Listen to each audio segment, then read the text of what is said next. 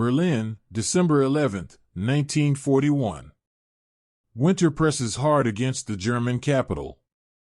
Snow clings to stone facades along Wilhelmstrasse, muting the sounds of traffic and footsteps. Inside the Reichstag, the atmosphere is formal, controlled, deliberate.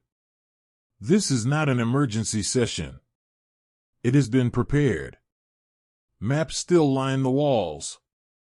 Red and blue pins mark fronts stretching from the Arctic Circle to the gates of Moscow, from the deserts of North Africa to the Atlantic sea lanes. Germany is already fighting a continental war of immense scale. Its armies are deep inside the Soviet Union. Its navy is locked in a grinding struggle with Britain across the oceans. Yet on this morning, Germany's leadership turns its attention westward, across the Atlantic. When Adolf Hitler rises to speak, the decision has already been made. Germany will declare war on the United States of America. No ultimatum is issued. No negotiation is attempted. The declaration is framed as recognition of an existing reality, not the opening of a new conflict. Within hours, the world's largest industrial power and Europe's dominant military state are formally at war. What follows is not an immediate battlefield clash, but something far more consequential, a confrontation between incompatible scales of war, production, and endurance. The roots of that decision reach back years.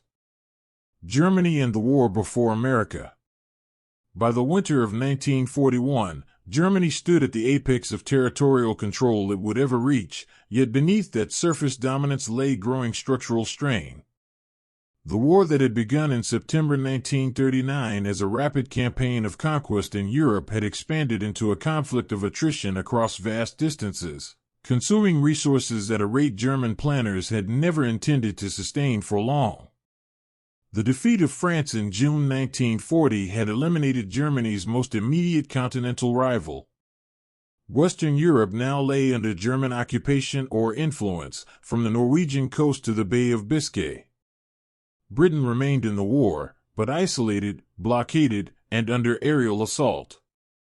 To many within the German leadership, this appeared to confirm the effectiveness of short, decisive campaigns built around speed, concentration of force, and operational surprise. Yet the failure to force Britain out of the war in 1940 marked the first major strategic warning. The Luftwaffe had not achieved air superiority. The Royal Navy remained intact. German invasion plans were shelved, not abandoned, and the war at sea intensified instead.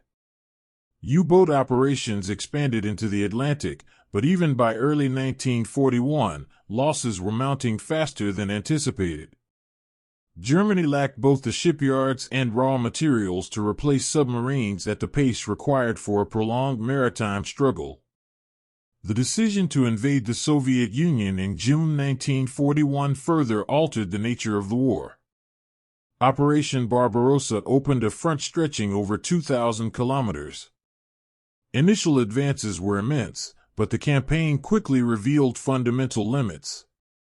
German logistics struggled to keep pace with advancing armies. Fuel, spare parts, and winter equipment lagged behind the front. Casualties rose steadily, and replacement systems were already under strain by autumn. Economically, Germany was not yet fully mobilized for total war. Civilian consumption remained relatively high. Armaments production was fragmented among competing agencies, services, and personalities. Albert Speer would not assume centralized control until 1942. Until then, industrial output reflected pre-war assumptions that the conflict would be won before long-term production disparities became decisive. Strategically, Germany's leadership continued to frame the war in continental terms. Europe was the center of gravity. Naval and air power were tools to isolate enemies, not sustain a global struggle. Long-range planning for a war against a transoceanic industrial power did not exist in any coherent form. This mindset shaped how Germany viewed the United States. American involvement was seen less as an independent variable and more as an extension of Britain's resistance. The belief persisted that if Britain could be neutralized or forced to negotiate, American influence would recede with it. By late 1941, Germany was already fighting a war that exceeded its original design. The question was not whether the conflict would expand further, but whether German leadership truly understood the scale of the expansion that was about to occur. Across the Atlantic, a different kind of war was already taking shape. The United States before formal entry. In 1941, the United States was not at war, but it was no longer at peace. The country occupied an ambiguous position, shaped by legal neutrality, political division, and a steady expansion of material support to nations already fighting Germany. This ambiguity was deliberate. President Franklin D. Roosevelt understood both the limits of American public opinion and the strategic consequences of inaction. The trauma of the First World War and the economic devastation of the Great Depression had produced deep resistance to foreign entanglements. Throughout the 1930s, Congress passed a series of neutrality acts designed to prevent the circumstances that had drawn the United States into the previous war. These laws restricted arms sales, loans, and direct involvement. Any move toward intervention required careful political preparation. Yet Germany's expansion across Europe steadily narrowed America's room for detachment. The fall of France in June 1940 fundamentally altered strategic calculations in Washington. Britain now stood alone against a continental power controlling much of Europe's industrial base. If Britain fell, the Atlantic would no longer be a buffer but a frontier. Roosevelt responded incrementally. In September 1940, the United States introduced its first peacetime draft, expanding the Army from a small professional force into a mass institution.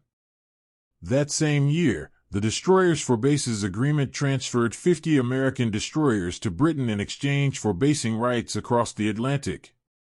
It was a strategic shift disguised as administrative necessity.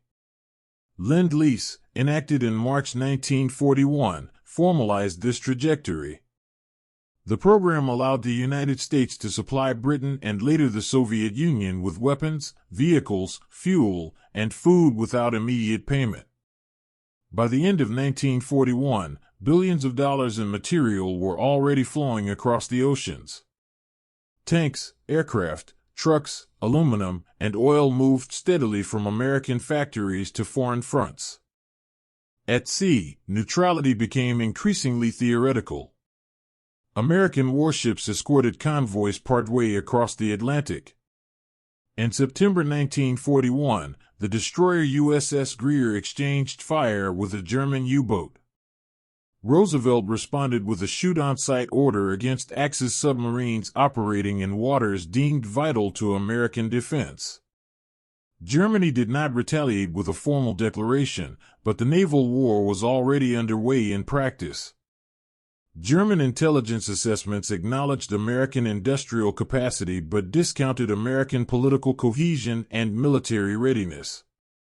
The United States Army ranked well below European powers in size and experience. Its navy, though large, was divided between two oceans. Many German planners believed American production would take years to translate into effective combat power. These assumptions shaped German thinking in late 1941. The United States appeared active but constrained, capable but hesitant. Its role was viewed as supportive, not decisive. That perception would soon collide with reality. Multiple interpretations of American power now converged, each pointing toward a decision whose consequences Germany could not fully measure. From Berlin's perspective, war was still understood as a sequence of campaigns. Poland, Norway, France, the Balkans, and now the Soviet Union had all been approached as problems to be solved in order.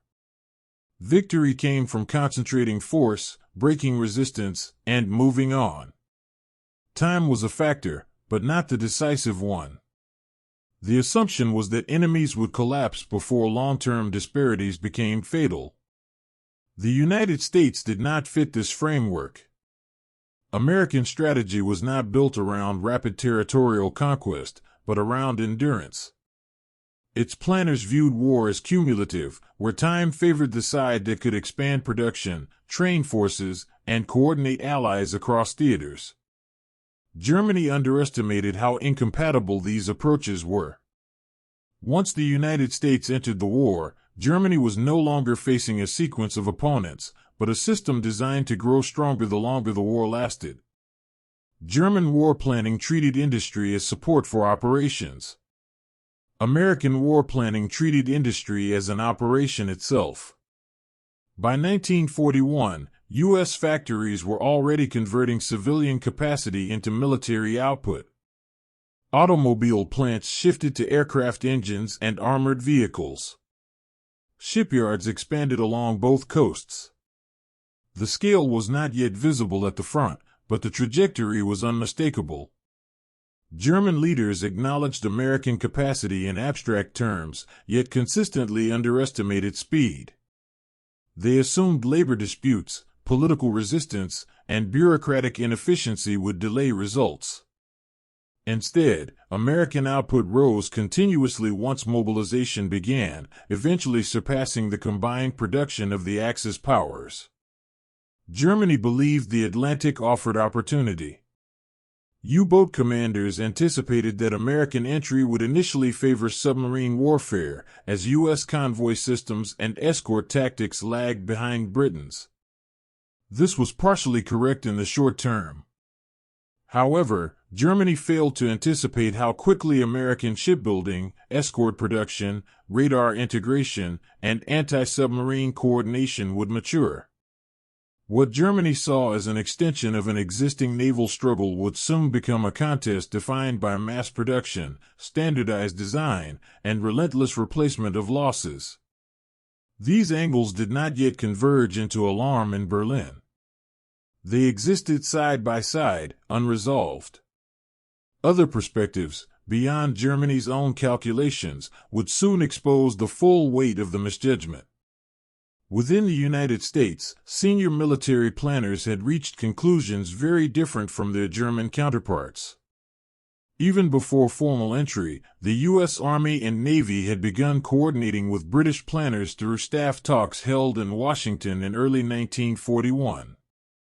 These discussions produced the Germany First principle, a strategic consensus that if war came, Nazi Germany would be the primary enemy.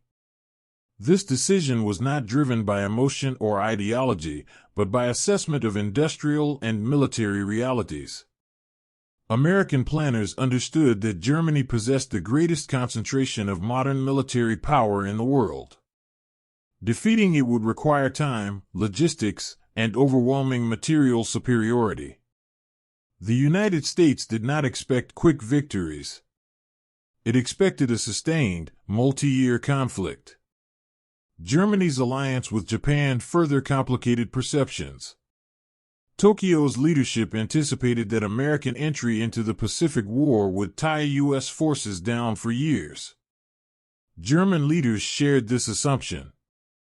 They believed American attention would remain fixed in the Pacific, limiting its ability to intervene decisively in Europe. This expectation ignored the structural differences in American mobilization. The United States did not need to choose one theater at the expense of another. Its industrial base allowed simultaneous expansion of naval, air, and ground forces across multiple fronts.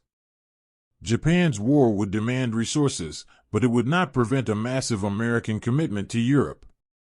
The consequences of American entry were not limited to manpower and ships. They extended into technology and doctrine. American aircraft production emphasized range, payload, and reliability. Heavy bombers like the B-17 and B-24 were produced in numbers Germany could not match. Radar, navigation aids, and logistics systems evolved alongside production, not separately from it. Germany entered the war with the United States believing technology could compensate for quantity. In reality, American entry ensured that Germany would face both. By late 1941, these angles intersected at a single point, the moment when assumptions met commitment. Once formal war existed, adaptation time would belong to the side with greater depth. That moment arrived not gradually, but in a single, irreversible decision. The decision becomes irreversible. On December 11, 1941, 4 days after the attack on Pearl Harbor, Germany formalized what had previously existed only in practice. The declaration of war against the United States was delivered in Berlin and transmitted through diplomatic channels in Washington. It was not a reaction made in confusion or panic. It followed days of internal discussion and reflected Adolf Hitler's personal judgment that conflict with the United States was already unavoidable. In his address to the Reichstag later that day, Hitler framed the decision as defensive and logical. He cited American naval actions in the Atlantic, convoy escorts, and Roosevelt's shoot-on-sight order as evidence that the United States had already crossed the threshold into active hostilities. From the German perspective, the declaration merely acknowledged an existing state of affairs. What the declaration did not include was any strategic qualification or limitation. Germany did not seek to localize the conflict or restrict it to the Atlantic. By declaring war outright, it granted the United States full legal and political freedom to mobilize its economy, deploy its forces, and coordinate openly with Britain and the Soviet Union against Germany. In Washington, the response was immediate and unified. Congress declared war on Germany the same day, with only a single dissenting vote in the House of Representatives. Political divisions that had constrained American policy for years dissolved almost overnight. Isolationism ceased to function as an organizing force in national politics. Within weeks, American strategic planning moved from contingency to execution. The Germany First principle was reaffirmed. Joint Anglo-American command structures began forming. Industrial mobilization schedules were accelerated. Shipbuilding targets were revised upward. Aircraft production plans expanded beyond pre-war projections. For Germany, the declaration closed off alternatives. There would be no separate peace with the United States. No opportunity to exploit political division. No delay in American mobilization through legal ambiguity. The war had shifted from a contest of campaigns to a contest of systems.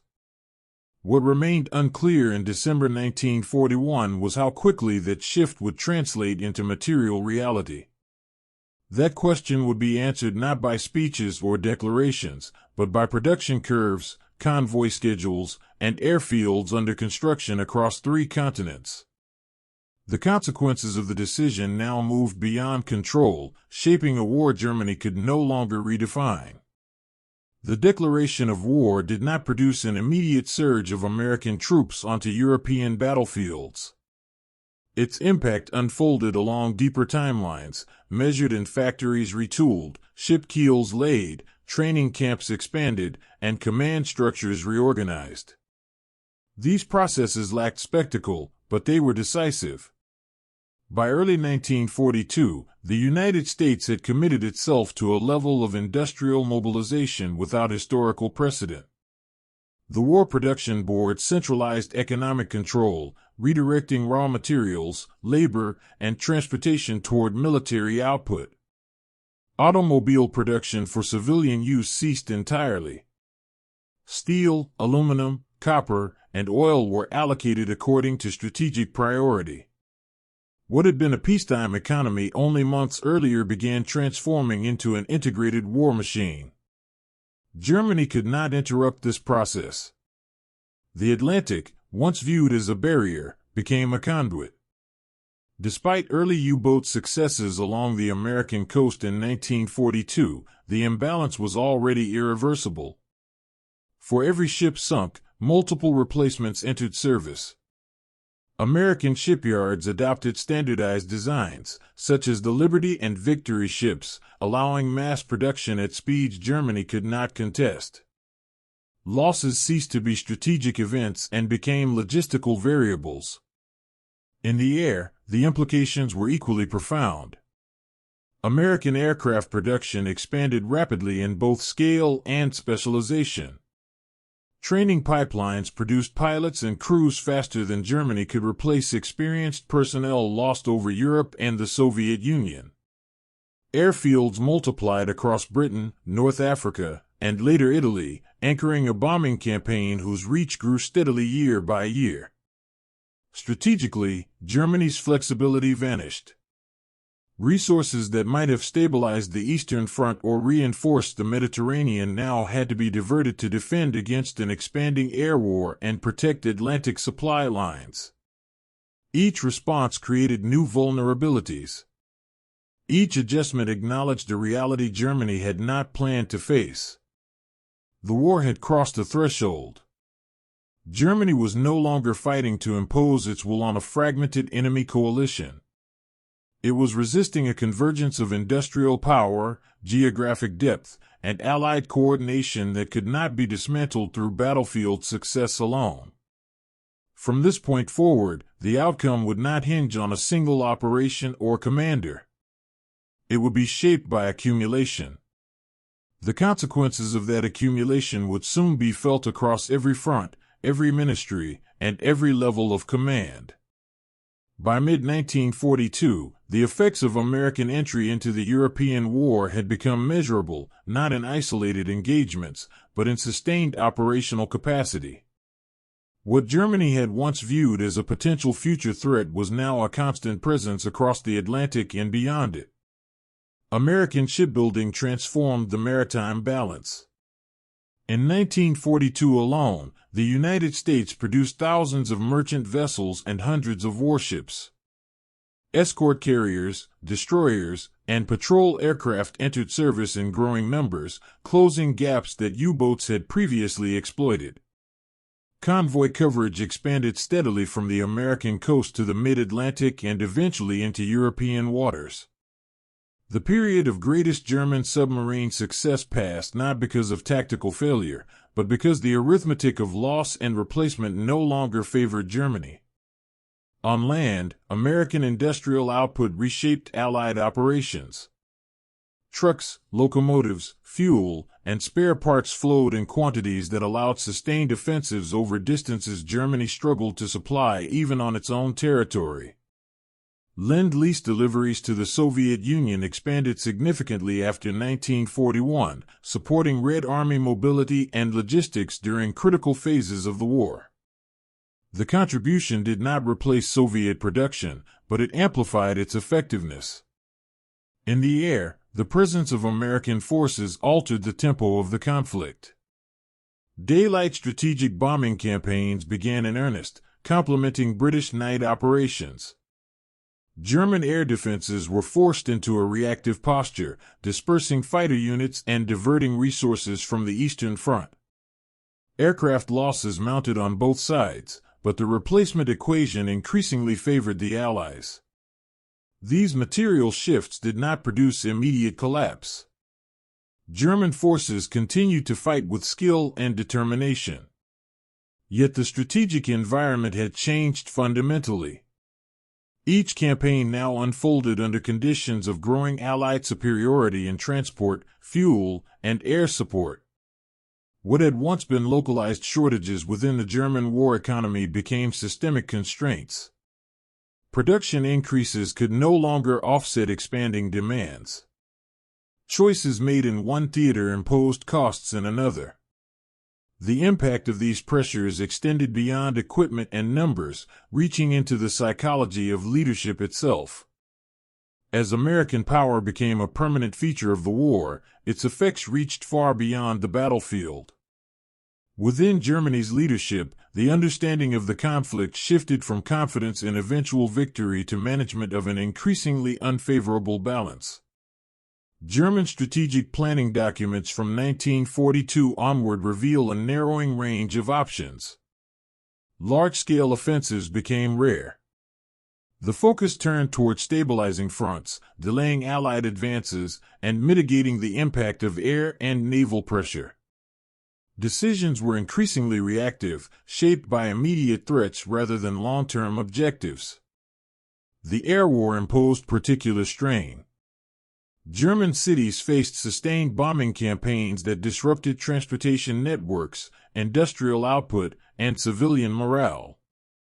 Air defense consumed resources that might otherwise have supported frontline operations. The necessity of protecting the homeland altered force deployment across Europe, reducing Germany's ability to concentrate power where it was most needed. Psychologically, the presence of the United States changed perceptions within the Axis alliance. The war could no longer be framed as a struggle against exhausted European powers or isolated enemies.